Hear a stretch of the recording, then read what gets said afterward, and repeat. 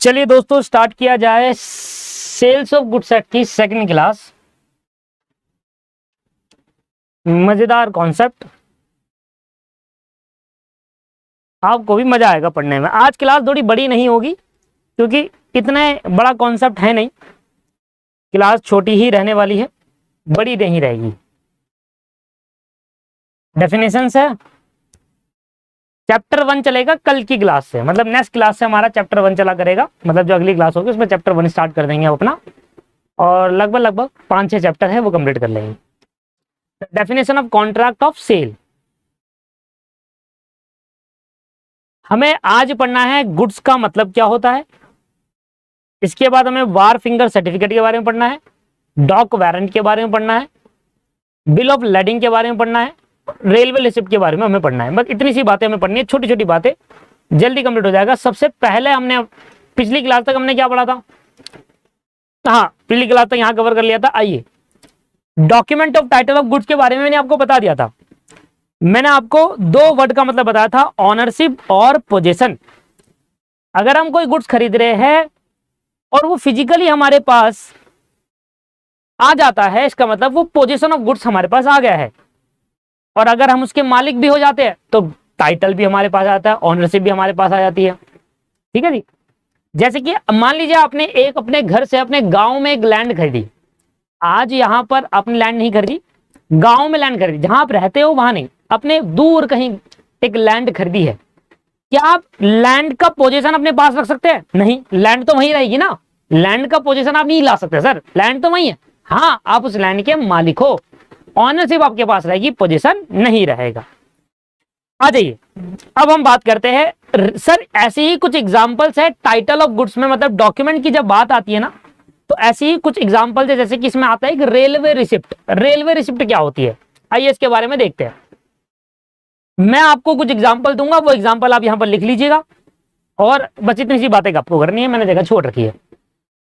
मैं ये कह रहा था रेलवे रिसिप्ट क्या है। बेसिकली मान लीजिए आपने देखिए मालगाड़ी जो होती है जिसमें सामान लोड करा जाता है, आपको पता है 4 वे ऑफ ट्रांसपोर्टेशन है।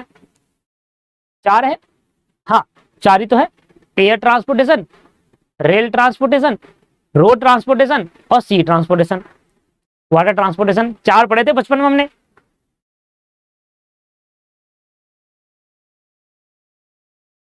तो ऐसे ही दोस्तों क्या होता है, आप मेरी बात सुनिए, अगर आपने मालगाड़ी देखी हो जिसके अंदर क्या होता है, एक जगह से दूसरी जगह पर गुड्स को सप्लाई करा जाता है, भेजा जाता है, तो आप रोड ट्रांसपोर्टेशन, ट्रक के थ्रू भी सामान भेज सकते हैं, आप गाड़ी जो शिप के थ्रू भी सामान भेज सकते हैं, आप एरोप्लेन के थ्रू भी सामान भेज सकते हो, आप ट्रेन के थ्रू भी सामान भेज सकते हैं।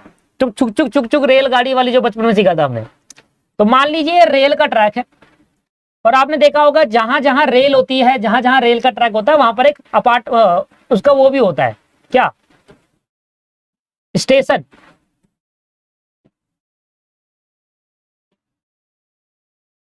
Railway station.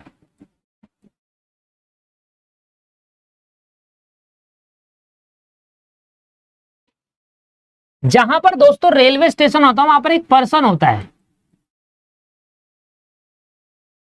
बहुत मोटी कमाई इसकी, इसको बोलते हैं रेलवे मास्टर, रेलवे या फिर स्टेशन मास्टर।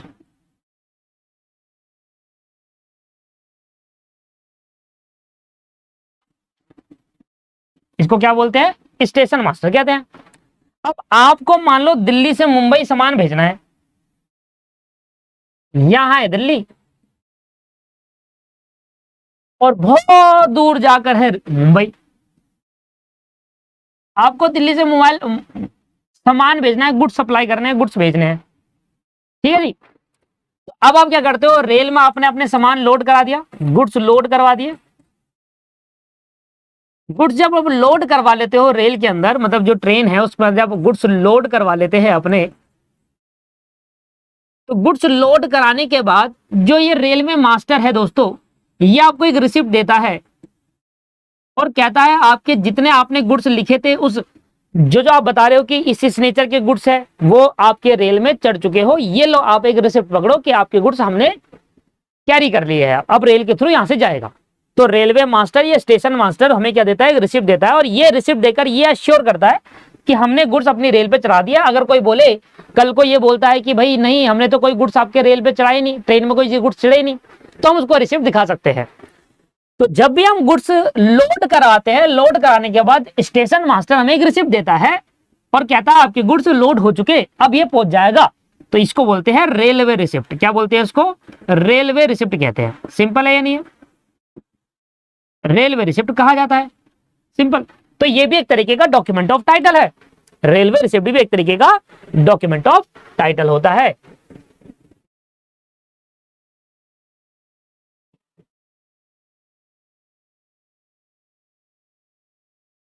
रेलवे रिसिप्ट भी एक तरीके का डॉक्यूमेंट ऑफ टाइटल होता है। ठीक है जी, चलिए आगे बात करते हैं। ये बात तो आपको क्लियर हो गई। अगला पॉइंट रेलवे रिसिप्ट। अब ये बिल ऑफ लेडिंग क्या होता है, बिल ऑफ लेडिंग क्या होता है दोस्तों, इसके बेस पे भी एक एग्जांपल देखते हैं, ऑटोमेटिकली आप समझ जाओगे।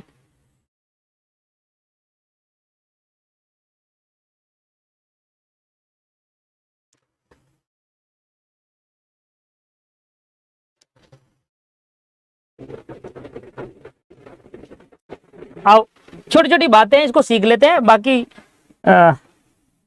काम आती है फ्यूचर में, आगे काम आती है, बस और कुछ नहीं है यहाँ पर। ठीक है ना। बिल ऑफ लेडिंग के बारे में देखते हैं। मान लो यूएसए में एक पर्सन रहता है जॉन,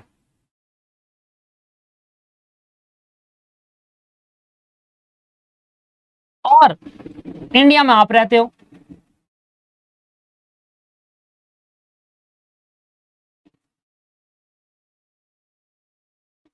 यूएसए के पर्सन का नाम है जॉन, इंडिया के पर्सन का नाम है रसूल। इंडिया में जो लोग हैं तो उनके नाम बड़े अतरंगी होते हैं, मतलब खतरनाक लेवल पर। रसूल, रसगुल्ला, गुलाब जामुन, कतई जहर। तो मान लो रसूल साहब ने जॉन साहब को क्या बोला, रसूल साहब ने जॉन साहब को क्या बोला,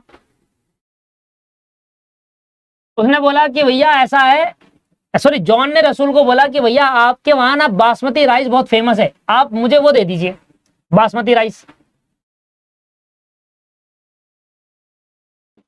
बासमती राइस इंडिया में ही देखने को मिलते हैं दोस्तों, इंडिया का ही एक राइस है और कहीं नहीं होता ही। बासमती राइस ऑर्डर दे दिया किसने, जॉन ने ऑर्डर दिया, किसको दिया, रसूल को। जॉन ने ऑर्डर प्लेस करा रसूल को और बोला कि भाई आप मेरे को बासमती राइस भिजवा दो। उसने कहा भाई कैसे भिजवाऊं, कह रहा शिप के थ्रू भिजवा दो, समुद्र से आते रहेंगे। ठीक है भाई, तो हम यहां पर एक शिप भी बना लेते हैं।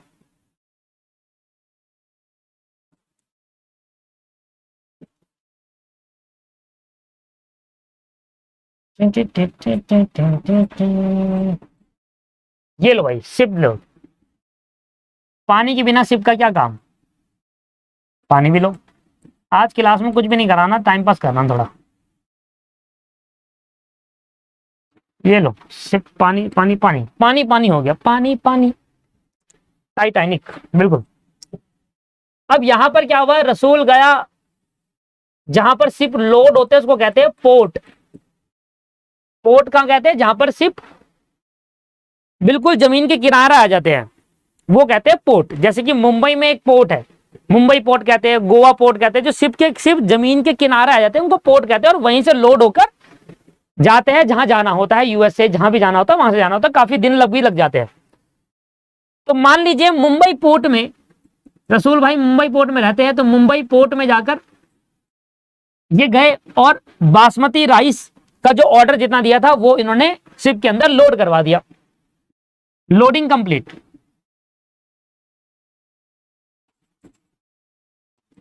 लोडिंग कंप्लीट, लोड करा दिया है दोस्तों।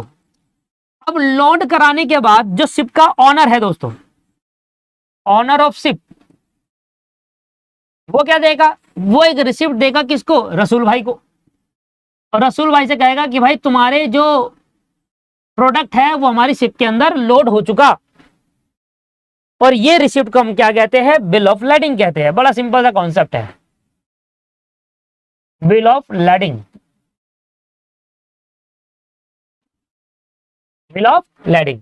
सिमिलरली मान लो अगर इंडिया में कोई लोग यूएसए से सामान मंगा रहे और यूएसए वाले ने शिप में लोड कराया, तो उस वहां के जो शिप का ऑनर होगा वो यूएसए वाले पर्सन को बिल ऑफ लैडिंग देगा, रिसिप्ट देगा कि हाँ भाई आपका सामान लोड हो चुका। असल में ये होता है दोस्तों बिल ऑफ लैडिंग।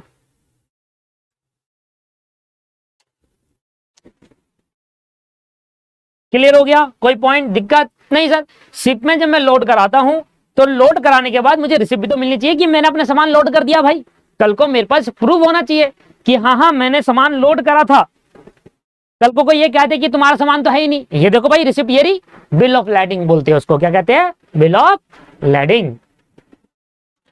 आ जाइए, अगला पॉइंट हमारा है डॉक वारंट। डॉक वारंट क्या होता है? देखिए मैंने आपको 2 पॉइंट बता दिए, बिल ऑफ लैडिंग भी आपको समझा दिया, और अब आता है dock warrant. Dock warrant is an instrument issued by the warehouse keeper, license by the state to trader who deposit the goods to them. देखिए डॉक वारंट क्या होता है? बेसिकली आपका एक सामान यूएसए से आ रहा है शिप के थ्रू, शिप के थ्रू यूएसए से सामान आ रहा है, ठीक है जी। आप इंडिया में हो, अब ये शिप उतरा कहां पर? ये शिप उतरा मुंबई पोर्ट में। पोर्ट वो इलाका होता है जहां पर शिप उतरता है, अनलोड होता है। शिप यहां पहुंच गया,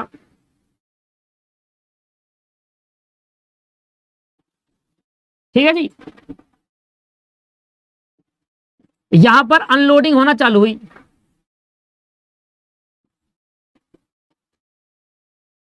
अब अनलोडिंग होकर क्या होता है? जिसका मालिक सामने खड़ा है, जिसका मालिक को पता है कि शिप अनलोड होना है, जब बुलाया मालिक खड़ा, ठीक है। और जिनका मालिक नहीं खड़ा तो क्या होता है? मैं आपको प्रोसेस बताता हूं। अनलोडिंग होने के बाद पहले ये जाते हैं गोडाउन में, कहां जाते हैं? गोडाउन में, ठीक है जी।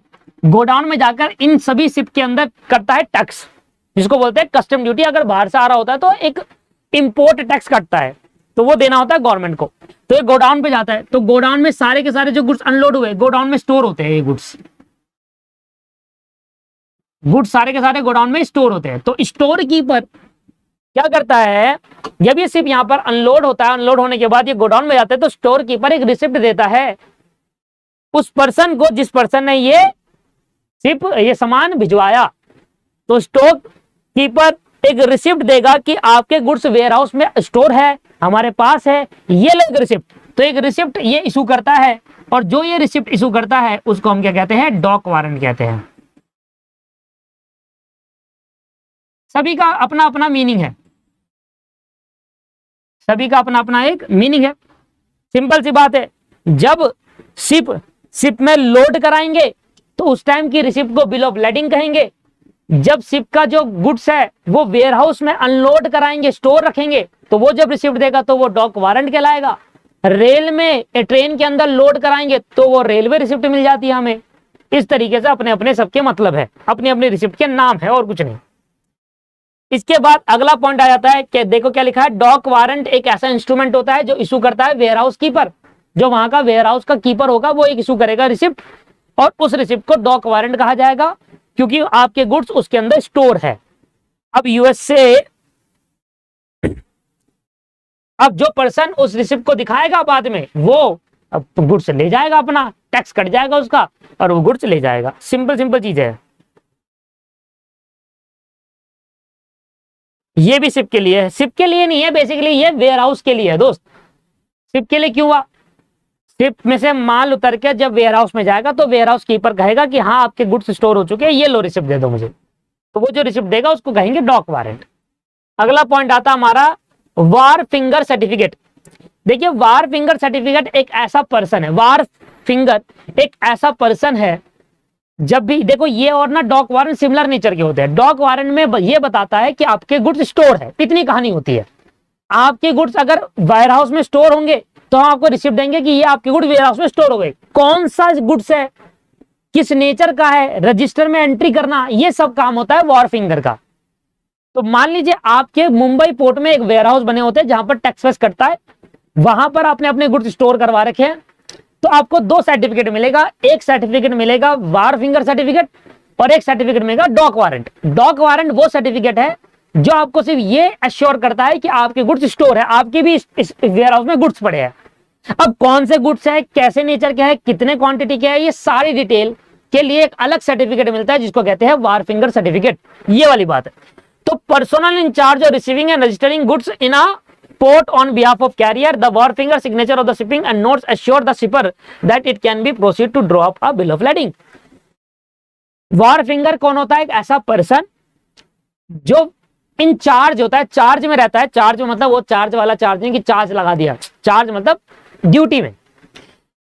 गुड्स को रिसीव करेगा, रिसीव करने की ड्यूटी उसकी रहती है। गुड्स कौन से आए, किस नेचर के आए, कितना क्वांटिटी आया, वो रजिस्टर करेगा और ये एश्योर करेगा कि हाँ आपके इतने गुड्स रिसीव्ड हो चुके हैं हमारे को, और इतने नेचर के गुड्स रिसीव्ड हो गए और इतना रिसीव्ड हो गए, हमने रिसीव कर लिया, हमने एक तो गुड्स रिसीव कर लिया और इस टाइप के गुड्स रिसीव्ड हो गए। ये होता है वार फिंगर सर्टिफिकेट। और वो पर्सन जो ड्यूटी पे है, जो ये काम करता है गुड्स को रिसीव करने का और कौन से गुड्स है उसको सब रजिस्टर में रिकॉर्ड करने का, उसको पर्सन को वार फिंगर बोलते हैं। और उस पर्सन को वार फिंगर बनेगा और वो जो सिग्नेचर करके आपको रिसीव पकड़ाएगा वो वार फिंगर सर्टिफिकेट हो गया। छोटी छोटी बातें हैं, नॉर्मल है। अगर मान लीजिए आपको फ्यूचर में ये बातें याद नहीं रहती तो कोई बड़ी बात नहीं है, इतना इंपॉर्टेंट है, बट क्योंकि ये हमारे स्टडी मैट में दे रखा था इसलिए मैंने इसमें थोड़ी थोड़ी बातें बता दी। मैंने भी कुछ डिटेल में बताया नहीं। डिटेल में चाहो तो इसमें एक एक क्लास लगा सकते हैं, अलग अलग कहानी बता सकते हैं, अलग अलग प्रॉब्लम शेयर कर सकते हैं, बट उतना डिटेल में हमें नहीं पढ़ना, ठीक है। छोटी छोटी बातें उसके बारे में जानो और खत्म करो। अब यहां पर है गुड्स का मतलब क्या होता है। देखिए गुड्स का मतलब काफी इंपॉर्टेंट है। कहता है goods means every kind of immovable property.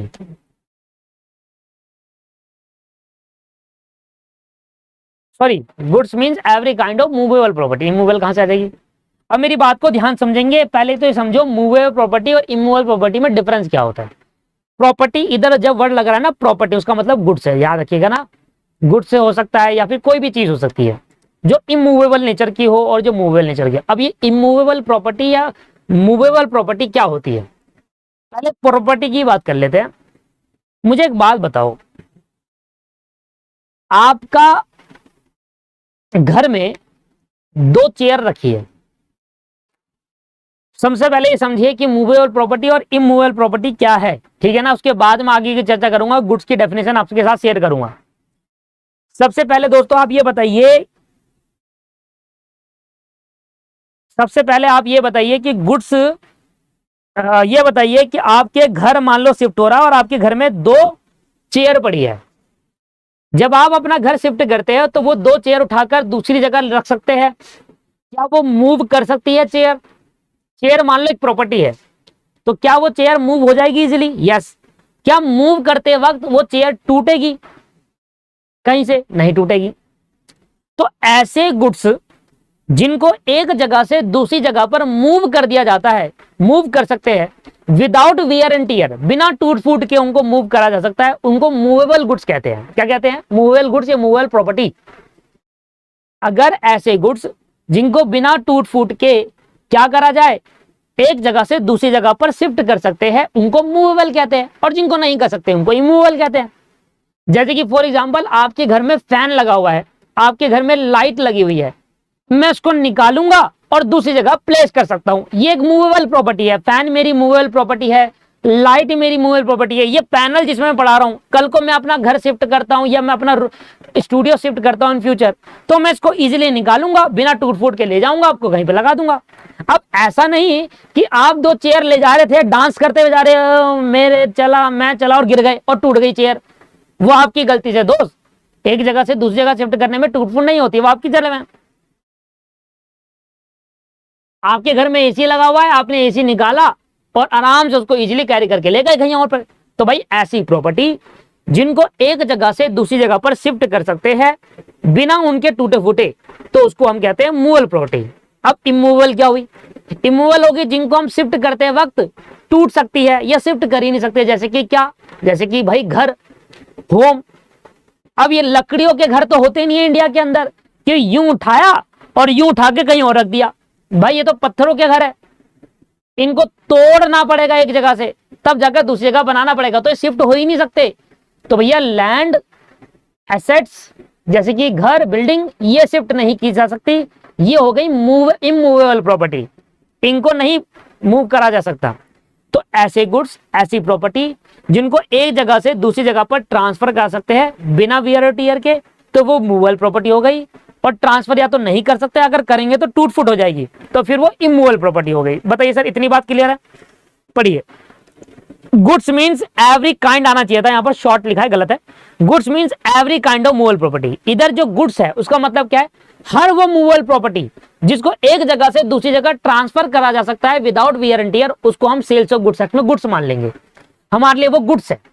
अब देखो फाइनेंशियल अकाउंटिंग से इसको कंपैरिजन मत करना कि गुड्स वही होता है जिनका हम बिजनेस कर रहे होते हैं। नहीं सर, मैं एसी का बिजनेस नहीं करता, मैं पढ़ाता हूं, मैं एसी का बिजनेस नहीं करता, पर मैं एसी को एक जगह से दूसरी जगह पर ले जा सकता हूं, तो ये सेल्स ऑफ गुड्स एक्ट के अनुसार गुड्स माने जाएगा। ये एसी गुड्स है सेल्स ऑफ गुड्स एक्ट के अनुसार। मैं बैट को एक जगह से दूसरी जगह ले आ सकता हूं, मैं कैमरा सामने जो लगा है उसको एक जगह से दूसरी जगह ले आ सकता हूं, ये सभी क्या है सर? गुड्स माने जाएंगे as per sales of goods act. Financial accounting मत लगाइएगा यहां पर कि गुड्स वो होता है जिनका हम बिजनेस कर रहे होते हैं, नहीं दोस्तों, वो फाइनेंशियल अकाउंटिंग में ठीक है, सेल्स ऑफ गुड्स एक्ट में गुड्स का मतलब ही बता रखा है। हर वो movable property sales of goods act में गुड्स मानी जाएगी। चेयर, कंप्यूटर, एसी, फ्रिज सब सेल्स ऑफ गुड्स एक्ट के अनुसार गुड्स माने जाएंगे। और क्योंकि वो मूवेबल प्रॉपर्टी है, एक जगह से दूसरी जगह ट्रांसफर हो सकती है विदाउट वियर एंड टियर, तो वो गुड्स मानेंगे। अगर इमूवेबल है तो फिर वो गुड्स नहीं माना जाएगा, जैसे कि लैंड गुड नहीं है, बिल्डिंग गुड्स नहीं है हमारे लिए सेल्स ऑफ गुड्स के अनुसार। ठीक है जी, अब आ जाइए। इसने कहा कि भाई गुड्स के बारे में तो आप सीख लिया कि हर वो मूवेबल प्रॉपर्टी जिसको एक जगह से दूसरी जगह ट्रांसफर किया जा सकता है विदाउट वियर एंड टियर, बिना टूट फूट के, उसको सेल्स ऑफ गुड्स एक्ट के अनुसार गुड्स की डेफिनेशन में कवर कर लिया जाएगा। पर यहां पर बताया गया कि देखो वो तो है ही, साथ में हम अलग से भी बता रहे हैं, कुछ बातें गुड्स है और कुछ बातें गुड्स नहीं है। तो यहां पर गुड्स की डेफिनेशन में बताया गया कि गुड्स की डेफिनेशन में कौन कौन से गुड्स इंक्लूड है और कौन कौन से नहीं है। आइए जरा देखते हैं कि कौन कौन से इंक्लूड है। तो ये देखो, इंक्लूड में लिखा है फॉरेन करेंसी।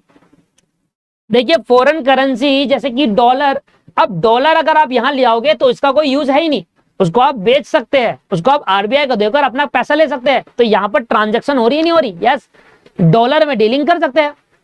पता है डॉलर भी बेचे जाते हैं। डॉलर क्या है? डॉलर हो गया, दिरहम हो गया, आप क्या करोगे उसका?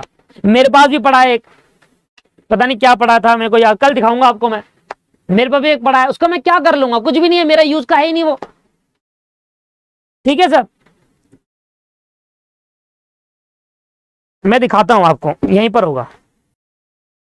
चलिए आइए, देखिए मेरे पास भी एक है, पता नहीं मेरे दोस्त ने दिया था मुझे।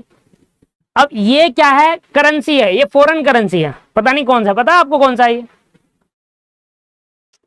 कौन सा है ये? पता नहीं उसने क्या बताया था, मुझे याद भी नहीं आ रहा। सऊदी अरेबिया का तो नहीं है ये? कौन सा नोट है ये?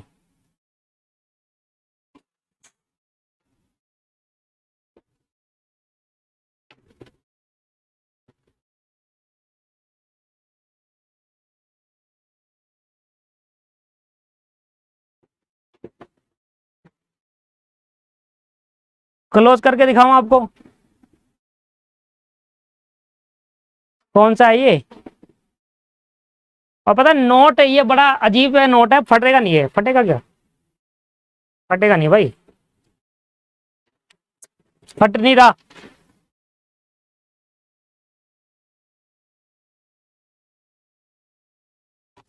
चलिए, तो फॉरेन करेंसी का भी एक्सचेंज कर सकते हैं, तो जिस चीज का हम, अब ये क्या मूवेबल प्रॉपर्टी है ये? हाँ, मैं उठा के लिया है, नीचे से कहीं से गया, मैं उठा के लिया है, अपने पर्स में पड़ा था, मेरे उठा के लिया है, मैं मूवेबल है, easily without in tear, goods है ये। फॉरेन करेंसी हमारी क्या होगी? गुड्स में इंक्लूड होगा। फॉरेन करेंसी को भी बेचा खरीदा जा सकता है, बिल्कुल सही बात है। ओल्ड करेंसी, वो बचपन में गांव में मंदिरों में 1 आना, 2 आना, 10 पैसे ऐसे पड़े होते थे, देखा आपने? 1 आना, 100 आने मिलाकर बनता है 1 पैसा, 100 पैसे मिलाकर बनते हैं 1 रुपया, तो मैंने तो 1 आना भी देखा हुआ है।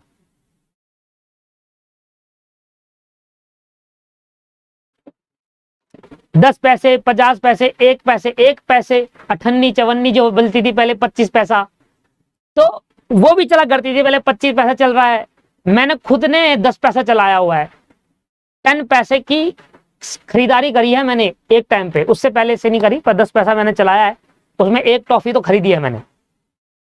तो जो ओल्ड करेंसी होती है, आपने देखा होगा बहुत पुरानी पुरानी करेंसी लाखों लाखों में बिक रही है। अभी OLX पे जाओगे, एक 10 पैसा बिक रहा है 10 लाख रुपए का। ओ कौन खरीदेगा उसको? 10 पैसे को खरीदते हैं लोग, 10 पैसा सजा रहे हैं अपना, 10 लाख रुपए का खरीद रहे हैं। तो ये भी कहीं ना कहीं खरीदा बेचा जा सकता है, ओल्ड करेंसी, ये भी गुड्स है। इसके बाद अगला है ग्रोइंग क्रॉप्स।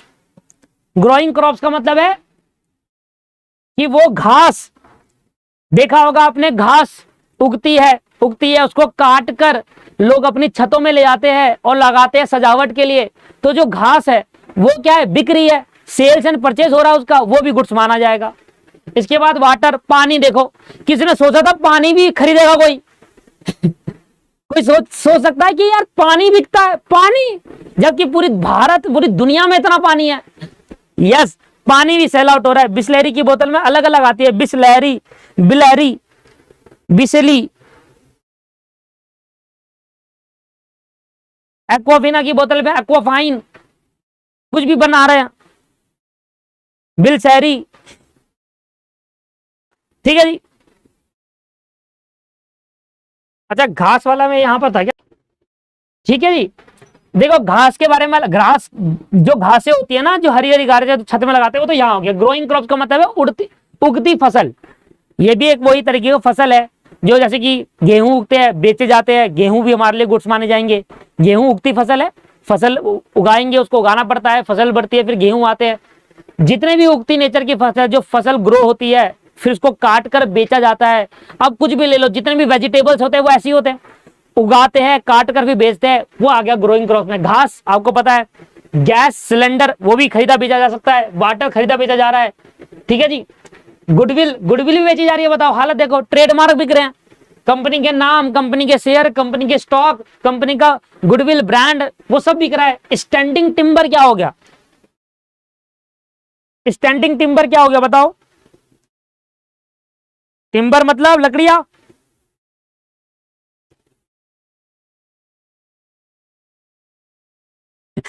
एक बार मैं पूछ रहा था, मैंने बोला बेटा स्टैंडिंग टिम्बर क्या होता है? वो कह रहा है सर टिम्बर। मैंने कहा टिम्बर मतलब तो लकड़ी। वो कह रहा है स्टैंडिंग मतलब खड़ा, खड़ी लकड़ी।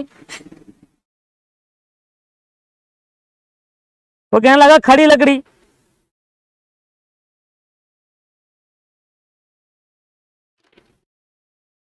और सब बच्चे हंस रहे, तो मैंने कहा भाई यही तो है बात, वही है यही, हंस क्या रहे हो? अरे स्टैंडिंग मतलब खड़ा और टिम्बर मतलब लकड़ी, खड़ी लकड़ी। यही है भाई, यही है एक्चुअल में, यही है। वो होती है ना जो बांस की लकड़ियां होती है, वो नहीं बेचते आप, बड़ी बड़ी बांस की लकड़ियां होती है जिसमें आपकी सीढ़ियां बनती है, वो जो लकड़ी की सीढ़ी होती है, जिसमें इंसान जब मर जाता है उसको ले जाने के लिए भी उन लकड़ियों का यूज करते हैं। तो वो सारी लकड़ियां भी सेल और परचेज होती है दोस्तों, खड़ी लकड़ी। ठीक है। गुडविल, ट्रेडमार्क, शेयर, स्टॉक, ये सब होता है यहां पर। अब क्या गुड्स नहीं है? गुड्स की डेफिनेशन में क्या एक्सक्लूड कर दिया? एक्शनेबल क्लेम, कलेक्शन ऑफ डेब्ट और इमूवेबल प्रॉपर्टी गुड्स। ये तीन चीज गुड्स की डेफिनेशन में एक्सक्लूड कर दिए गए हैं दोस्तों। गुड्स की डेफिनेशन में क्या एक्सक्लूड कर दिया? एक डेब्ट, कलेक्शन ऑफ डेब्ट, और एक इमूवेबल प्रॉपर्टी। तो इमूवेबल प्रॉपर्टी तो गुड्स है ही नहीं, क्योंकि गुड्स का मतलब है सारी मूवेबल प्रॉपर्टी। तो इमूवेबल प्रॉपर्टी तो गुड्स है ही नहीं, तो उसको तो हटा दिया। कलेक्शन ऑफ डेब्ट क्या है दोस्तों? ये कलेक्शन ऑफ डेब्ट क्या है? कलेक्शन ऑफ डेब्ट का मतलब अगर आपने किसी से पैसा लेना है और उसको कलेक्ट करना है, कलेक्ट करने के लिए जो आपने पैसा दिया या जो भी है, तो वो सारा कलेक्शन करना, अपने डेब्ट का, अपने डेटर से पैसा कलेक्ट करना, गुड्स थोड़ी ना है वो कोई ट्रांजैक्शन थोड़ी ना है, सेल परचेज थोड़ी ना होता उसका। तो कलेक्शन ऑफ डेब्ट यहां पर इंक्लूड नहीं होता दोस्तों। अब सर ये एक्शनेबल क्लेम क्या होता है? देखिए एक्शनेबल क्लेम का मतलब हो गया कि मान लो एक मियां बीवी था, झगड़ा हो गया मियां बीवी का झगड़ा हुआ, वो दोनों पूछे कोर्ट में, कह रहे जी मुझे डिवोर्स लेना है। अब बीवी कहने लगी, उसकी वाइफ कहने लगी कि भाई मुझे तो भैया इससे हर महीने 10,000 रुपये अपने खर्चे के लिए चाहिए, साथ में जायदाद में हिस्सा भी चाहिए। अब जो वाइफ क्लेम कर रही है कि भाई मुझे ये चाहिए, मुझे हिस्सा भी चाहिए, मुझे इतना हिस्सा चाहिए। घरों में लड़ाई हो जाती है प्रॉपर्टी के चक्कर में, वो हिस्सा मांगने लगते हैं। तो जो हिस्सा वो ले रहे हैं, जो क्लेम वो कर रहे हैं और कोर्ट उनको जो हिस्सा दिलवा रहा है, वो गुड्स नहीं है सर, वो उनके लिए गुड्स नहीं है, उनका सेल परचेज नहीं होता। ठीक है जी। तो एक्शनेबल क्लेम का मतलब क्या हो गया कि जब भी कभी डिस्प्यूट होते हैं और डिस्प्यूट होने के बाद कोई पर्सन क्लेम करता है प्रॉपर्टी को, कोई भी चीज को अगर आप क्लेम कर रहे हो और उसकी चीज में आपको मिल रहा है, तो वो आपके पास एक्शनेबल क्लेम कहलाता है।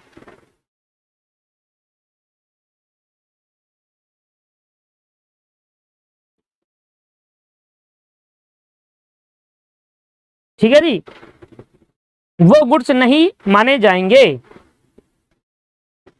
बस इतना ही था क्या इस चैप्टर के अंदर, आधे घंटे में समाप्त। भाई यही बातें थी दोस्तों, अगली बात से हम नया चैप्टर चालू करेंगे। तो गुड्स के अंदर क्या इंक्लूड नहीं है? एक्शनेबल क्लेम, अगर आप कहीं क्लेम करते हो, किसी से डिस्प्यूट हो रखा, आपने क्लेम के लिए कुछ पैसा मांगा है या प्रॉपर्टी मांग रहे हो आप, तो वो प्रॉपर्टी पैसा गुड्स नहीं माने जाएंगे। और इंडियन करेंसी गुड्स नहीं है।